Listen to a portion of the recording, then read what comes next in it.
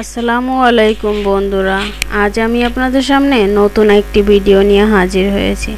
আজ আমি আপনাদেরকে এমন একটি রান্না করে দেখাবো যা দেখে আপনারা পুরোই তো অবাক হয়ে যাবেন। একটু ধৈর্য ধরে পুরো ভিডিওটা মনোযোগ সহকারে দেখবেন। এই যে দেখুন, আমি নিয়েছি এখানে কিছু গাব।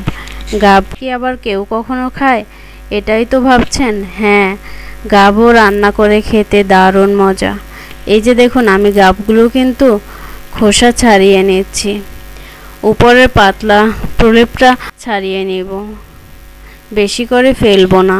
এই রকমের করেই ফেলতে হবে, এর থেকে বেশি আপনারা কিন্তু ফেলতে যাবেন না। এই যে দেখুন, আমার কিন্তু গাবটা পুরোপুরি খোসা ছাড়ানো হয়ে গেছে। এই একই পদ্ধতিতে আমি সব গাবগুলোর খোসা ছাড়িয়ে নিয়েছি।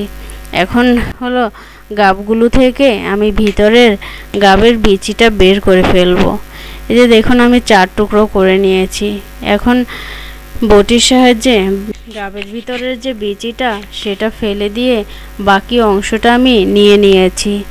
এই যে বাকি অংশটা আছে সেটা কিন্তু আমি সবগুলো থেকে নিয়ে পানির ভিতরে ভিজিয়ে রাখছি। তা না হলে কষে গাবগুলো কালো হয়ে যাবে। আমি কিন্তু ভালো করে পানি পাল্টে ধুয়ে নিয়েছি। এই যে দেখুন, এই যে অংশটা আছে এইটা আমরা রান্না করব। এখন আমি সিদ্ধ করার জন্য চুলায় বসিয়ে দিয়েছি। এই যে দেখুন, পানিটা ফুটতেছে। আমার কিন্তু সিদ্ধ হতে মোটামুটি 10 থেকে 15 মিনিট সময় লাগবে। 10 থেকে 15 মিনিট পর ফিরে এলাম। দেখুন, আমার গাবটা কিন্তু পুরোপুরি সিদ্ধ হয়ে গেছে। আমি চুলা থেকে নামিয়ে পানি ঝরিয়ে নিয়েছি। এখন কিন্তু আমি পাটাপুতার সাহায্যে এগুলোকে আমি বেটে নিব। কেউ চাইলে ব্লেন্ডার করেও নিতে পারেন। আমি এরকমের থেতো করে তারপরে বেটে নিব। এই যে দেখুন, আমি শিলপাটায় বেটে নিব। আমি তো নিজেও বুঝতে পারতেছি না এই গাব রান্না খেতে কেমন হয়। আমি কখনো খাইনি, কিন্তু আমার দাদি নানির কাছে শুনেছি গাব রান্না খেতে নাকি দারুণ মজা। আগেকার মানুষরা এটা বেটে তারপরে এরকম ভর্তা করে খেত, তারপরে রান্না করে খেত। তারা বলতো এটা খেতে দারুণ মজা। তাই আমিও একবার বাসায় ট্রাই করে দেখলাম খেতে কেমন হয়। আমার কিন্তু গাব বাটা হয়ে গেছে। আপনারাও এরকম গাবটা বেটে নেবেন। এই যে দেখুন, এখানে কিন্তু মনেই হচ্ছে না আমি গাব বেটে নিয়েছি। এখন আমি রান্নার জন্য চুলায় একটা প্যান বসিয়ে তাতে কিছু তেল দিয়ে দিয়েছি। তেলটা গরম হয়ে গেছে, তার মধ্যে দিয়ে দিয়েছি চিংড়ি মাছ। চিংড়ি মাছের পরিমাণটা একটু বেশি করে দিবেন, তাহলে রান্নার টেস্ট আরও ভালো হবে। আমি এখানে মোটামুটি ভালোই চিংড়ি মাছ নিয়ে নিয়েছি। চিংড়ি মাছটা ভাজা হয়ে গেছে, তার মধ্যে দিয়ে দিয়েছি কিছু পেঁয়াজ। পেঁয়াজটা গন্ধ ছেড়ে যাওয়া পর্যন্ত ভেজে নিব। এখন দিয়ে দেব রসুন বাটা। রসুন বাটাটা দিয়ে আবার কিছু সময় নেড়ে চেড়ে ভেজে নিয়েছি। এখন দিয়ে দিয়েছি একটু পানি, দিয়ে তার মধ্যে দিয়ে দিব পরিমাণ মতো লবণ, হলুদ মরিচের গুঁড়া। যেহেতু আমি কাঁচামরিচ দিব, সেই কারণে আমি মরিচের গুঁড়োটা সামান্য পরিমাণে দিয়েছি। দিয়ে তারপর মশলাটাকে ভালো করে কষিয়ে নিতে হবে।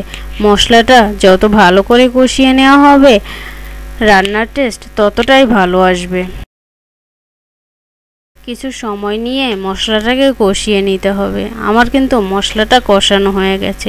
এই পর্যায়ে আমি এখন দিয়ে দিব বেটে রাখা নারিকেল। আমি নারিকেলটা কড়াইয়ে আগে থেকে বেটে নিয়েছি। নারিকেলের পরিমাণটাও একটু বেশি দিবেন। এখন নারিকেলটা ভাজতে হবে ভালো করে। যত ভালো করে নারিকেল ভাজা হবে, নারিকেল থেকে একটা ঘ্রাণ বের হবে, সেই পর্যন্ত নারিকেলটা ভাজতে হবে। অল্প অল্প পানি দিতে হবে। এই যে দেখুন, আমি কিন্তু পানি দিয়ে দিয়েছি অল্প পরিমাণে পানি দিয়ে তারপর নারিকেলটাকে ভালো করে ভেজে নিতে হবে। যখন দেখবেন নারিকেলটা থেকে একটা ভাজা ঘ্রাণ বেরোচ্ছে, তখন সেই পর্যায়ে বোঝা যাবে নারিকেলটা ভাজা হয়ে গেছে। তখন দিয়ে দিতে হবে সেই বেটে রাখা গাবটা। এই যে দেখুন, আমি এখন দিয়ে দিব সেই বেটে রাখা গাব। গাব দিয়ে তারপরে আবার নারকেল চিংড়ি মাছের সাথে ভালো করে মিশিয়ে নিতে হবে। এখন কিন্তু অনবরত নেড়ে চেড়ে তারপরে রান্না করতে হবে। সবটার সাথে যেন মশলাটা ভালো করে লেগে যায়, সেজন্য অনবরত নাড়তে হবে। আর এটা অনবরত না নাড়লে নিচে লেগে গেলে পোড়া ঘ্রাণ আসবে, তখন খেতে একটু ভালো হবে না।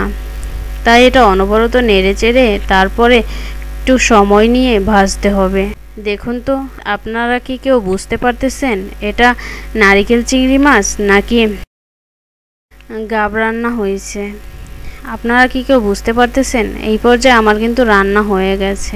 আমি এখন আপনাদেরকে পরিবেশন করে দেখাচ্ছি। দেখুন তো কতটা লোভনীয় হয়েছে। আমি কিন্তু উঠিয়েই খেয়ে নিয়েছি। খেতে দারুণ হয়েছে। মনে হচ্ছে আমি গাব রান্না খাচ্ছি না, আমার মনে হচ্ছে আমি চিংড়ি মাছ দিয়ে নারিকেল ভাজি খাচ্ছি। আপনারাও এরকমবার বাসায় একবার হলেও ট্রাই করে দেখবেন। যারা এখনো এই গাব রান্নাটি খাননি তারা একবার হলেও বাসায় ট্রাই করে খেয়ে দেখবেন কেমন লাগে।